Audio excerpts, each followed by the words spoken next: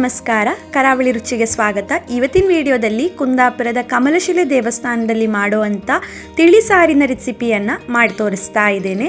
ತುಂಬಾ ರುಚಿಯಾಗಿರುತ್ತೆ, ಒಂದ್ಸತಿ ಟ್ರೈ ಮಾಡಿ ನೋಡಿ.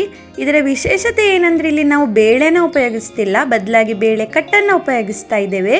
1/4 ಕಪ್ ಆಗುವಷ್ಟು ಬೇಳೆಗೆ 2 ಕಪ್ ಆಗುವಷ್ಟು ನೀರನ್ನು ಹಾಕಿ ಈ ಥರ ಬೇಯಿಸ್ಕೊಂಡು ಕಟ್ಟನ್ನು ತೆಗೆದಿಟ್ಕೊಂಡಿದ್ದೇನೆ. ಅದಕ್ಕೆ ಒಂದು 2 ಟೊಮೆಟೊನ ಹಾಕ್ಕೊಳ್ತಾ ಇದ್ದೀನಿ.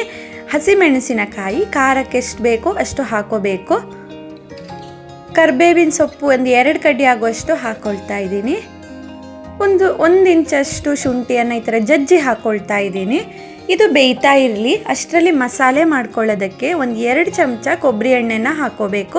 ಕೊಬ್ಬರಿ ಎಣ್ಣೆನೇ ಹಾಕೋಬೇಕು, ಅದು ತುಂಬ ವಿಶೇಷವಾಗಿರುತ್ತೆ ಪರಿಮಳ. 2 ಚಮಚ ಕೊತ್ತಂಬರಿ ಕಾಳನ್ನು ಹಾಕಿ ಮೀಡಿಯಮ್ ಫ್ಲೇಮಲ್ಲಿ ಕೆಂಪು ಬಣ್ಣ ಬರೋ ತನಕ ಹುರ್ಕೋಬೇಕು.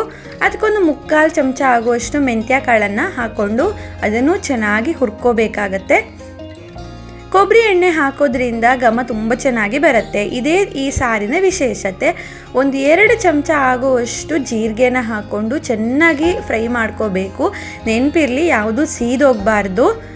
ಅದಕ್ಕೆ ಖಾರ ನೋಡಿಕೊಂಡು ಮೆಣಸಿನ್ಕಾಯಿನ ಹಾಕ್ಕೊಂಡು ಸ್ಟವ್ನ ಆಫ್ ಮಾಡಿಬಿಟ್ಟು ಗರ್ಗರಿ ಆಗೋ ತನಕ ಫ್ರೈ ಮಾಡ್ಕೋಬೇಕು. ಅಷ್ಟರಲ್ಲಿ ನೋಡಿ ನಮ್ಮ ಹೋಳು ಚೆನ್ನಾಗಿ ಬೆಂದಿದೆ. ಇದಕ್ಕೆ ರುಚಿಗೆ ಬೇಕಾಗಿರೋಷ್ಟು ಉಪ್ಪನ್ನು ಹಾಕೋಬೇಕು. ಒಂದು ಸಣ್ಣ ನೆಲ್ಲಿಕಾಯಿ ಗಾತ್ರದಷ್ಟು ಹುಣಸೆ ಹಣ್ಣನ್ನು ಕಿವುಚಿ ಅದರ ನೀರನ್ನು ಹಾಕೋಬೇಕು. ಸ್ವಲ್ಪ ಇಂಗನ್ನು ಹಾಕೋಬೇಕು. ಇಂಗು ಹಾಕೋದ್ರಿಂದ ಘಮ ಚೆನ್ನಾಗಿ ಬರುತ್ತೆ. ಇದರ ವಿಶೇಷತೆ ಇನ್ನೊಂದೇನೆಂದರೆ ಇದಕ್ಕೆ ತೆಂಗಿನಕಾಯಿ ಹಾಲನ್ನು ಹಾಕೋಬೇಕು.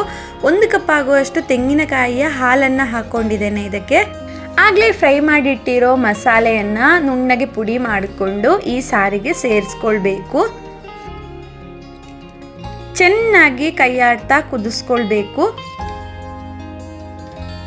1 ಚಮಚ ಆಗುವಷ್ಟು ಬೆಲ್ಲನ ಹಾಕ್ಕೊಂಡು ಚೆನ್ನಾಗಿ ಮಿಕ್ಸ್ ಮಾಡಿ ಕುದಿಯೋದಕ್ಕೆ ಬಿಡಬೇಕು. ಕುದಿಯೋ ಹಂತದಲ್ಲಿ 1 ಚಮಚ ತೆಂಗಿನ ಎಣ್ಣೆಯನ್ನು ಹಾಕೋಬೇಕಾಗತ್ತೆ.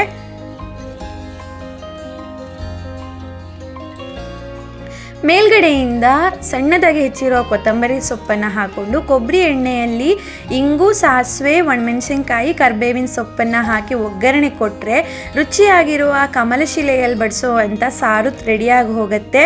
ತುಂಬಾ ರುಚಿಯಾಗಿರುತ್ತೆ, ಘಮ ಘಮವಾಗಿರುತ್ತೆ. ಒಂದ್ಸತಿ ಟ್ರೈ ಮಾಡಿ ನೋಡಿ. ಈ ರೆಸಿಪಿ ನಿಮ್ಗೆ ಇಷ್ಟ ಆದರೆ ಲೈಕ್, ಶೇರ್, ಕಮೆಂಟ್ ಮಾಡಿ. ಸಬ್ಸ್ಕ್ರೈಬ್ ಮಾಡೋದನ್ನು ಮರಿಬೇಡಿ. ಸಿಗೋಣ ಮುಂದಿನ ವಿಡಿಯೋದಲ್ಲಿ. ಅಲ್ಲಿ ತನಕ ಟೇಕ್ ಕೇರ್. ಬಾಯ್ ಬಾಯ್.